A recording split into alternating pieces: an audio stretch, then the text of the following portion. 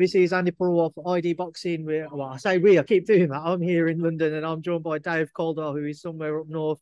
Dave, gotta get straight into it because I know you're a busy man. Today, we finally had the official confirmation that the Chris Eubank Jr. and Conor Benn fight will not be going ahead on the back of Conor's adverse finding in his Vada test. Just get your reaction to the news first and foremost that the fight has now been postponed.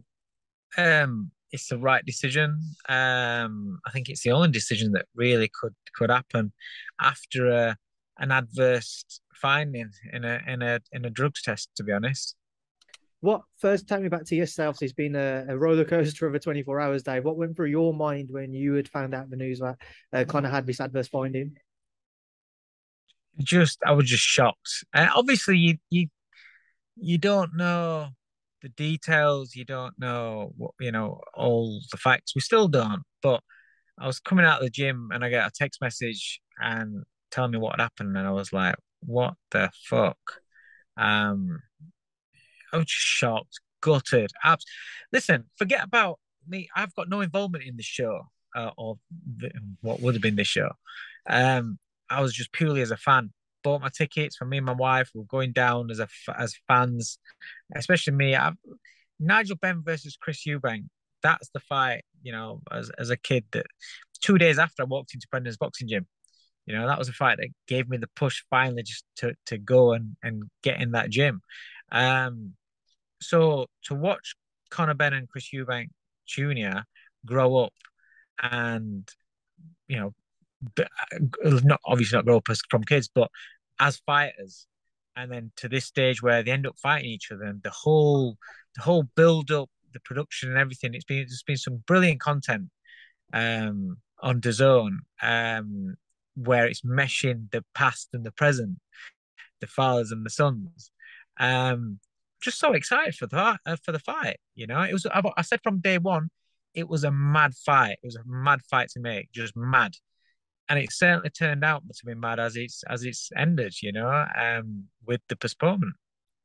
Dave, as a trainer, a manager, somebody who's been involved in boxing for so long, what was your take on kind of failing the VADA test, but then it coming out that he knew about the results 2 weeks before, and also he's since then had a UKAD test, which he got the all clear on, but then we're waiting for the results of a B sample. When will that be tested? Just your take on that side of things, your thoughts on all of that. Um, it's hard to say because I don't know all the facts, but I mean, I heard I'm hearing different dates of when the test was, when they found out. It's very hard to know, but they knew before fight week, and everyone was just carrying on as though there's nothing happened. Um, but the whole failing a VADA test, but passing a UKAD test on a different day means fuck all to me. If you failed a test today, day after tomorrow, you pass a test, you still failed the test today. So it's it's not nice because I like Conor Benn. I'm a big fan of Conor Benn. I really like the kid. Um, I get on with him really well, but you've you've got to say it how it is when it's like this. If this was a foreign fight, if this was Eubank Jr. or something that I don't really know, you'd be saying the same thing. You failed. You had an adverse finding in a test. Essentially, you failed the VADA test. It doesn't matter that on a different day. Listen, I'd get it if you bought two tests, both the same, both blood or both urine, both the same tests from two different organizations on the same day. One comes back positive, then you got to get, whoa, hang on a minute, what's happened there? But if it is different dates, all right, So if it is, if it is different days, then it makes no difference. When you was tested on that day, there was something that was found in you. Dave, obviously there was a huge push on Matchroom and DAZN's behalf, and obviously Wasserman and their behalf to try and get this fight on. how damaging of an image do you think this has brought to the sport now because of all the uncertainty around it? Whilst there's all these question marks around kind of, and especially when you consider kind of seniors' concerns for junior having to make weight first and foremost, and when you consider kind of going back to Eubank Senior versus Watson and the after effects of that, and then the aftermath of Ben McClellan as well, and how kind of damaging those fights were and the health. If we'd have gone into Saturday and something bad had happened, how damaging has this been for the sport in general? Listen, forget about the past. The present, it's not good. It's not a good look.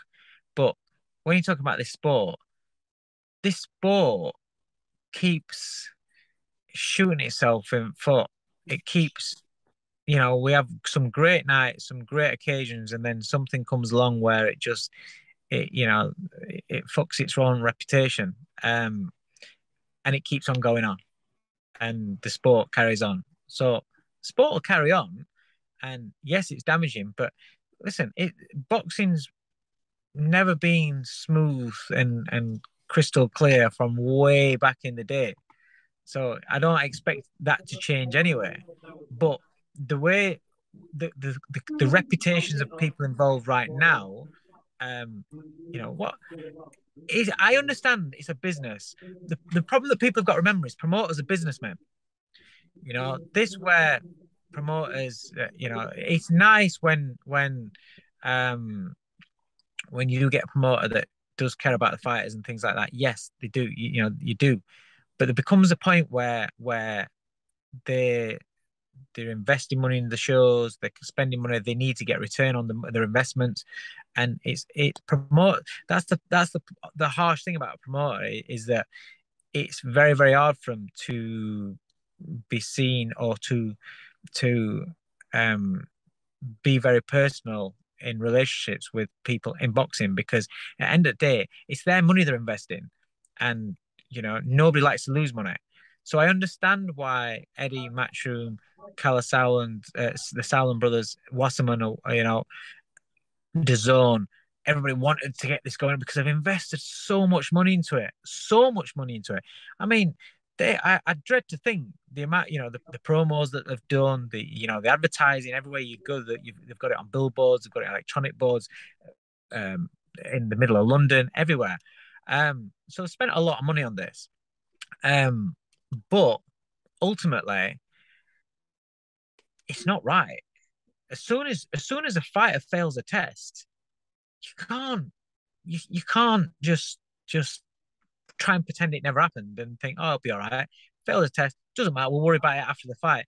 No, you take a drugs test before. If you're having a prior drugs test, is to make sure that you're not cheating or you're not taking something you shouldn't be taking, and so you're clean going in, and the two fighters going are clean. If that's the case, then why have a drug test, random drug test? Why have a drug test before the fight? You have a drug test after.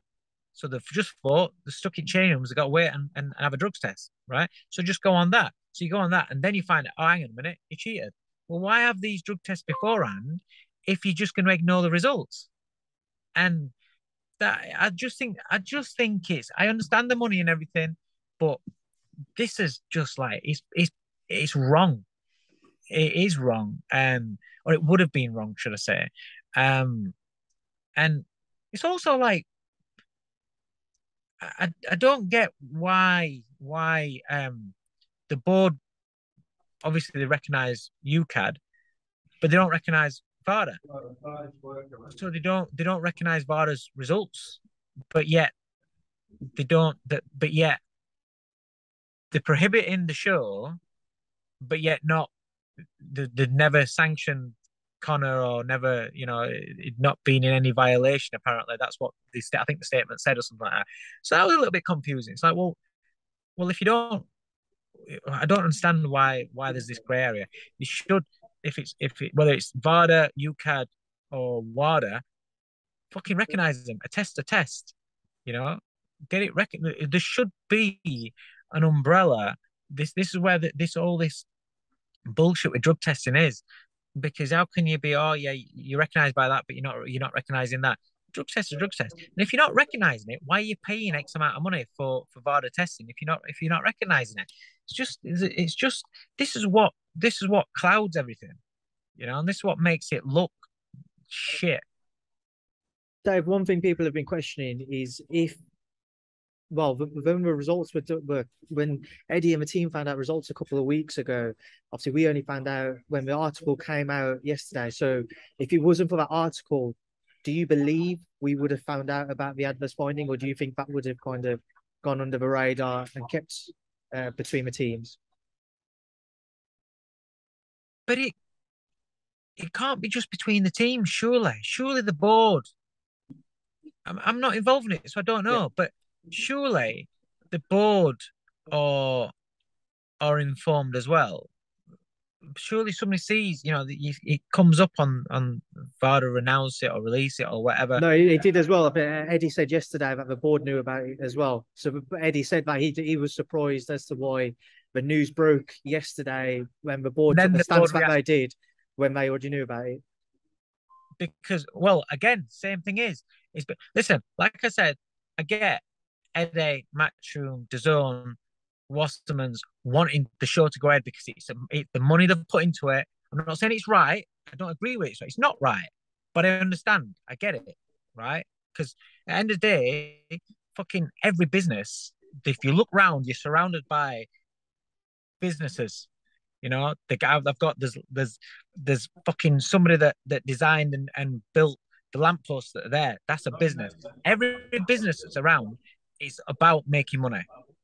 And so I understand that. And if you've invested money into something, you want to make money on it. So I understand them, like I said. But if it's the board, and the board need to come out and speak, because they're very good at making us answer for things and pulling us and making our jobs hard as fighters, putting up, making things difficult with opponents for this show, but not difficult for that show. They're very good at shit like that. But when something's put on their toes and you're asking them questions, fucking stone face, no answer. So if the board knew about it, why did they wait until it broke to then start coming out and say, "Oh, we're prohibiting the show"? But you'd not said anything beforehand because the board hadn't invested any money. But I'll tell you what they are doing is on a show like that, the sanctioning fees, the board tax, the shit like that they're making off it is a good whack. It's a good whack. So is that the reason? Might not be. But when you're not telling us, but when you're doing that, well, that's what we're going to wonder, And again, the board do a great job, but then they do shit that just fucks them up. So it's this sport. It's this sport. It's the greatest sport in the world when we get it right. But too many times, there's things that are just shit. And, that's one of them. Like I said, the board came out when the news broke. Why did it have to be when the news broke? Because I guarantee you, when I was a promoter, if my show, it was something like that happened, or Steffi Bulls or any other guys that are not big TV company, I guarantee you, if something like that happened, they'd be like pulling you straight away. Dave, I've seen people kind of ask what's going to be next for the entire kind of event now. Will we see it down the line? Will it not happen? Do you believe at some point we see this fight, and also do you think it's actually going to be bigger now because of everything that's happened? It's bigger, but listen, I'm not saying it's right, but it's a fact. Controversy sells, bad news sells, fucking villains sell, and now it's kind of like it's huge, and it'll be even bigger.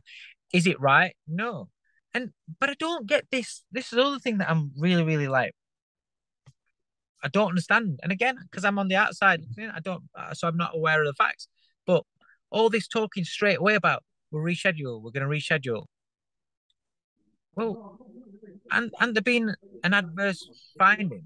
When I've seen other fighters having an adverse finding, then they're kind of fucked for a while because you tend to get a ban, or depends on who you are. But there comes some sort of. I know they've got to investigate. They've got to clear his name.